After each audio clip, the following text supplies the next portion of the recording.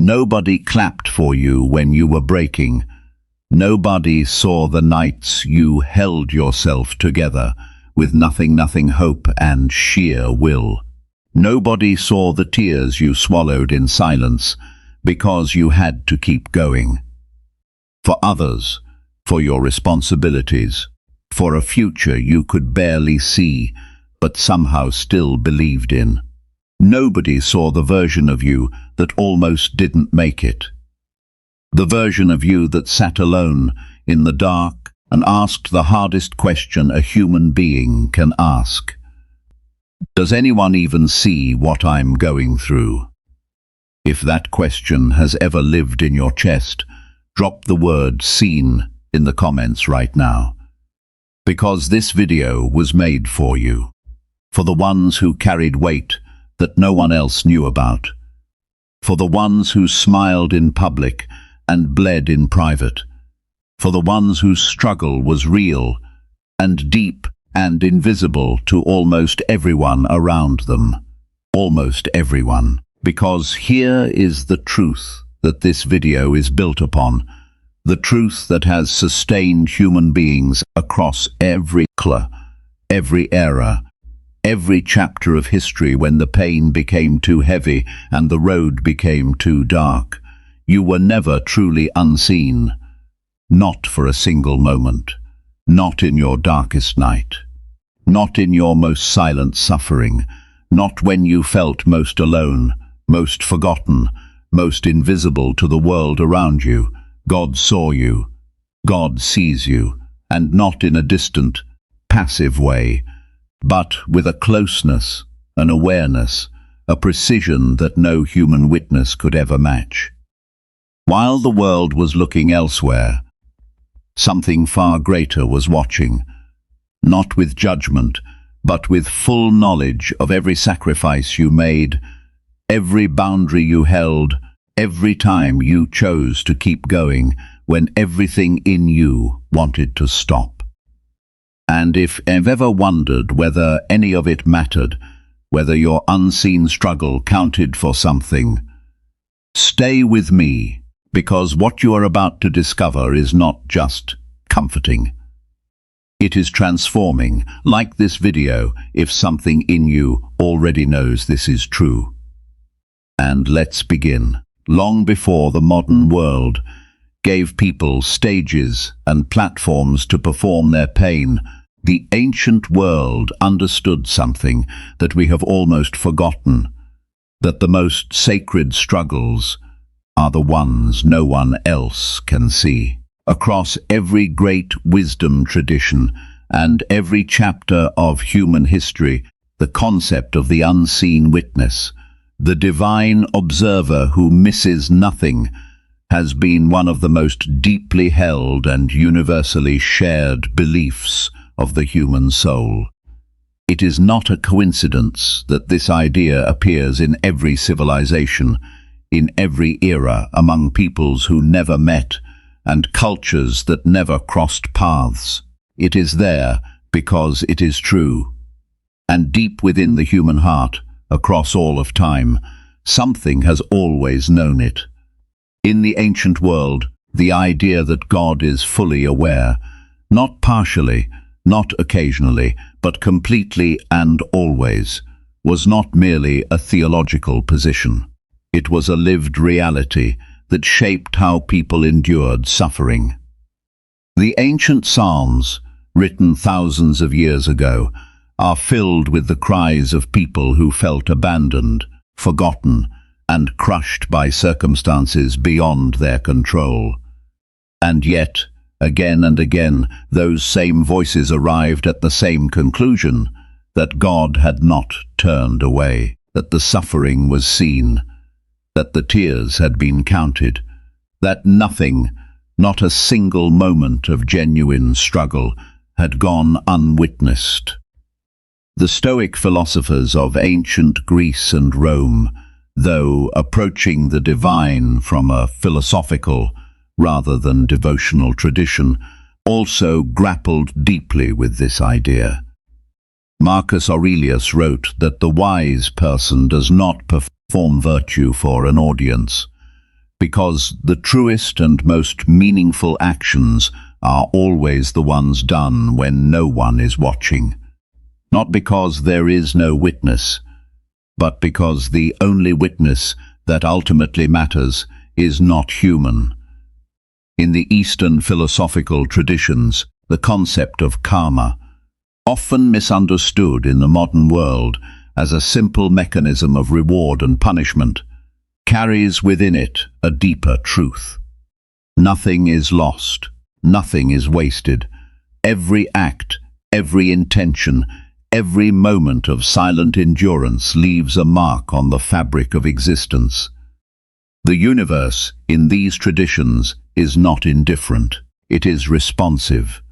Every seed planted in struggle eventually finds its season, but it is in the monotheistic traditions, in the deep, unshakable belief in one God who is all-knowing, all-seeing, and intimately aware of every human soul, that this idea reaches its most complete and most powerful expression. God, in this understanding, is not a distant force observing from afar.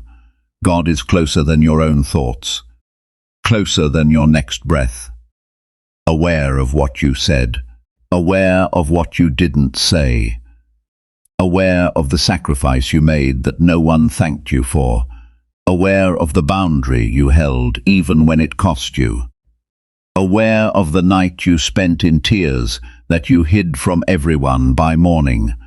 This is not a comforting myth. This is not a coping mechanism invented by people who couldn't handle the cruelty of the world. This is the most rational, most profound, and most liberating truth available to a human being who is suffering in silence. That the silence was never as complete as it felt. That in your most hidden moment, in your most private pain, in the deepest room of your struggle where no human eye could reach, God was already there. And God had always been there. Now let us bring this truth down from the heights of philosophy and plant it firmly in the soil of real human experience, because this is not abstract. This is not distant. This is the story of your life, and perhaps you have never heard it told this way before. Think about the hardest season you have ever lived through. Not the hardest one you've talked about, the hardest one you haven't, the one that reshaped you from the inside out, the one that left marks no one can see, the one that required a version of you that you had to become almost overnight, not because you were ready, but because you had no choice.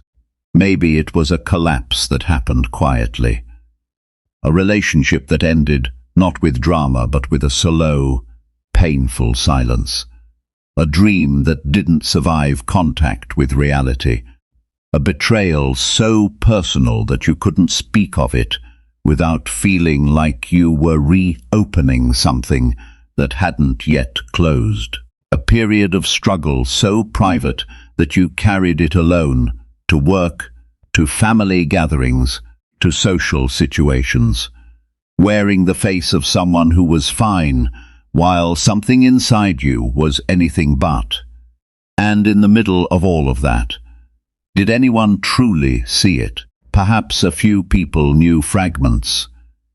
Perhaps someone noticed you seemed quieter than usual, but the full weight of it, the complete, unedited, unfiltered reality of what you were carrying, that was known only to you and to God. Here is the metaphor that I want you to hold.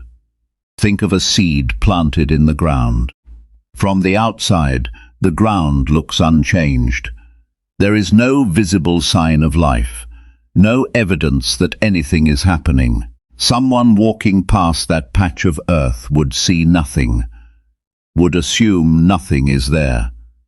And yet, beneath the surface, in the darkness, in the silent and invisible space where no human eye can reach, everything is happening. The seed is cracking open. The roots are forming. The first fragile shoot is reaching, slowly and painstakingly, toward a light it cannot yet see, but somehow already knows is there. Your struggle was that seed. The seasons of your life when nothing seemed to be happening, when you felt stuck, invisible, unrecognized, unrewarded, those were not empty seasons. They were the seasons of your deepest formation. They were the period when God was doing the most precise and the most permanent work in you. Work that required the darkness, work that could not have happened in the spotlight, work that the human eye was never meant to witness because it was never meant for human eyes. There is a pattern that appears again and again across the lives of the people history remembers as great. Not great in the sense of fame or power, but great in the sense of depth, of character, of genuine transformation. And that pattern is this. Before the emergence, there was always a hiddenness. Before the recognition, there was always a period of being profoundly unseen. Before the fruit, there was always the long, silent, invisible season underground.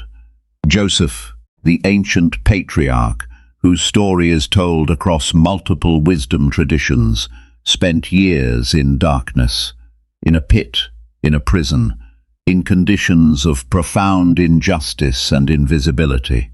And in every single one of those hidden seasons, the text is careful to tell us. God was with him, not watching from a distance, not waiting to intervene at the right moment, with him, present, aware, purposeful.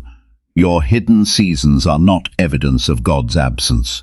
They are, if you are willing to look at them honestly, some of the most profound evidence of God's presence, because the darkness is where the real work happens. And God had never been afraid of the dark. Let us go deeper still, because there is a dimension to this truth that most people never reach, and it is the dimension that changes everything. We live in a world that has become dangerously addicted to visibility, to metrics, to proof, to the validation that comes when other people witness your effort, acknowledge your sacrifice, and reflect back to you the message that your struggle was real and that it mattered. Social media has made this addiction more acute than at any point in human history. We now live in a culture where an experience that is not documented, shared, and responded to feels somehow less real, less valid, less worthy of being counted. And this cultural addiction to being seen has crept into the deepest parts of how we relate to our own suffering. We have begun, without realizing it, to measure the significance of our struggle by how many people know about it. To feel that if no one witnessed our pain, perhaps it didn't count. Perhaps it didn't matter. Perhaps we are owed nothing for it, because we cannot prove it happened. But God operates on a completely different economy, in the divine economy, the economy that governs what truly matters, what is truly counted, what is truly rewarded. Visibility is not the currency. Sincerity is. Depth is. The quality of what happened in your heart, in your private moments, in the spaces between your public performances, that is what is weighed. That is what is known. That is what is never, ever lost. The great theologians and spiritual thinkers across history have returned again and again to this radical idea that God's knowledge is not dependent on human witness, that God does not learn about your struggle from other people, that God does not need a record, a document, a testimony, or a timestamp to know exactly what you endured, exactly what it cost you, and exactly what it meant. God knew before you lived it. God knew as you lived it. And God knows now, in this moment, every layer and every dimension of everything you have ever carried in silence. Think about what this means for the sacrifices that went unthanked. The parent who gave up sleep, comfort, ambition, and personal dreams to raise children who may not yet understand the scale of that gift.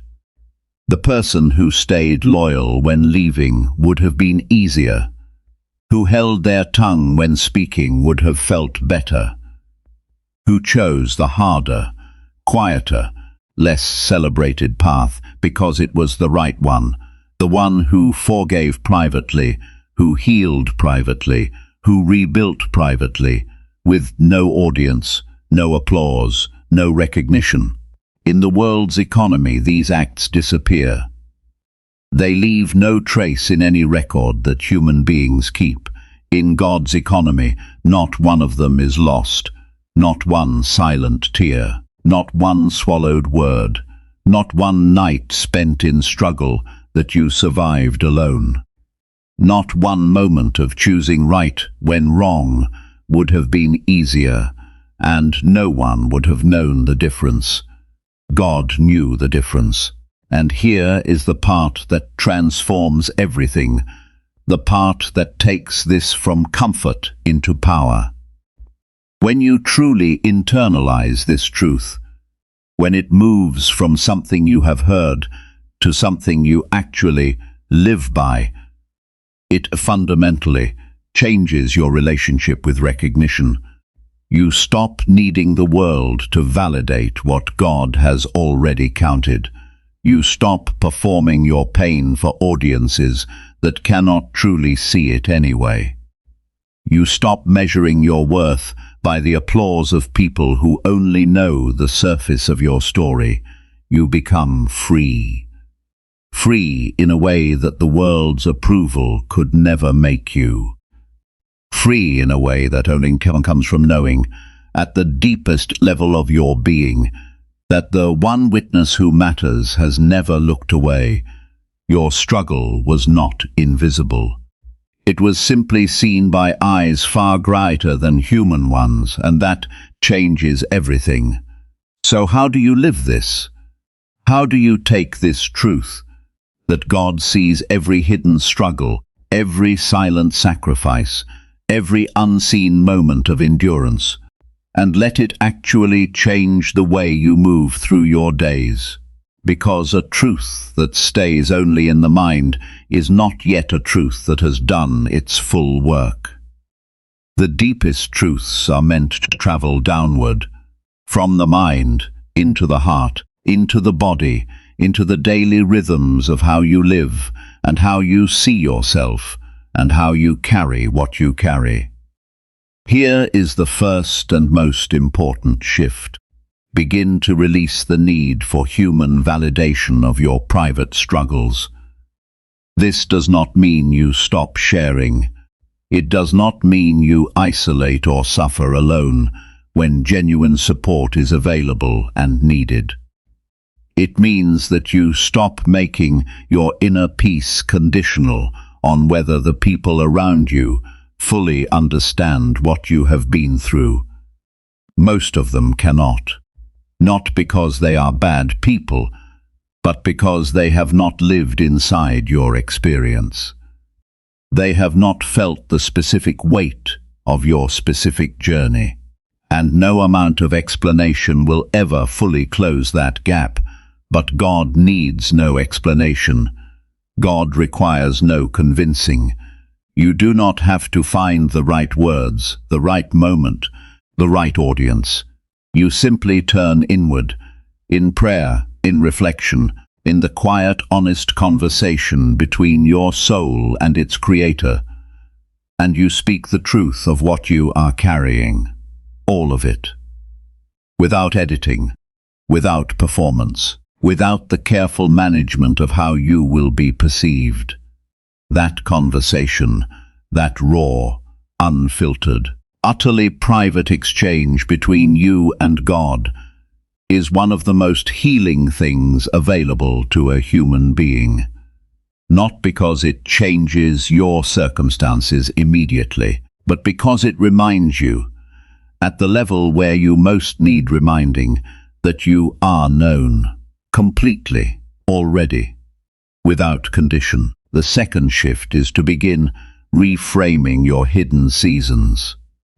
Instead of looking back at the periods of your life when you were unseen and feeling only the ache of that invisibility, begin to ask a different question.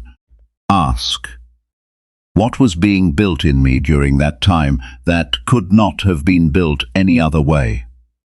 What did that darkness produce in me that the light could not have? What do I carry now? What depth, what patience, what unshakable knowing that I only have because of what I endured when no one was watching? The answers to those questions are the true inventory of your hidden seasons, and when you see them clearly, the seasons themselves begin to look different. Not like abandonment, like preparation. The third shift is to practice what the ancient wisdom traditions called sincerity of intention, the discipline of doing good, being good, and enduring well, not for the witness of other people, but for the witness of God alone. Begin small the next time you do something kind that no one will ever know about. Let it be enough that God knows. The next time you endure something difficult in silence, let it be enough that God sees. The next time you make the harder, more honest, more faithful choice when the easier one was available, let God's awareness of that choice be your reward. This practice, sustained over time, does something extraordinary to a person. It builds an inner life that is genuinely independent of external circumstance. It creates a stability, a groundedness, a quiet confidence that does not rise and fall with the opinions of others, because it is rooted in something that the opinions of others cannot reach. You were seen in your struggle. You are seen right now, and every step you take from this moment forward, seen, walk accordingly. You made it through something that was never meant to be easy, not the watching of this video, but the living of your life. The seasons of it that broke you quietly, the chapters that reshaped you without ceremony. The long stretches of road you walked without a single person truly understanding what the journey was costing you. You made it through that. You are still here. And that is not a small thing. That is everything. There is a reason you were drawn to this video today. There are no accidents in the life of a soul that God is guiding. The timing of what reaches you, the words that land at exactly the right moment, the message that finds you precisely when you needed to hear it most. These are not coincidences. They are the quiet, careful, unmistakable signs of a God who has been paying attention to you all along, who has been weaving the threads of your life, even the painful ones, especially the painful ones, with a precision and a purpose that your human eyes could not yet fully see. And this is what I want you to carry with you long after this video ends. Your hidden struggle was not a sign of being forgotten. It was a sign of being trusted. The heaviest assignments are not given to the weakest souls. The deepest refining fires are not sent to those who cannot be transformed by them. The longest, most invisible seasons of preparation are not wasted on people whose emergence will not matter. God does not waste struggle. Not one moment of it, not one tear of it, not one silent, unseen, uncelebrated ounce of it. Every bit of what you endured was counted. Every sacrifice that went unthanked by people was received by God.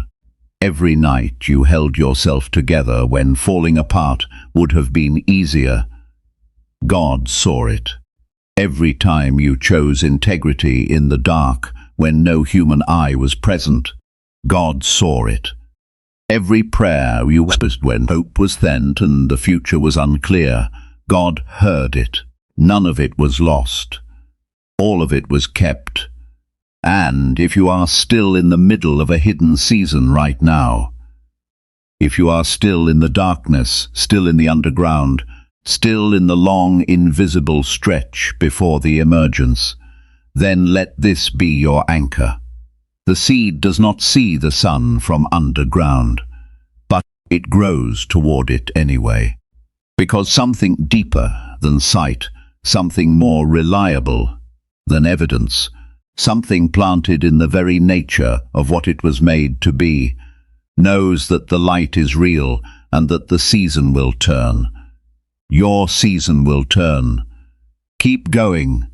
Keep believing. Keep doing the quiet, faithful, unseen work of becoming who God made you to be. And if this video reached something real in you today, something that needed to be touched, leave a comment. Tell me where you are in your journey. Tell me what you have been carrying that the world could not see. This community is a space for the real ones, the ones who know what it is to struggle in silence and keep going anyway. You were never invisible to the one who matters most, and you never will be.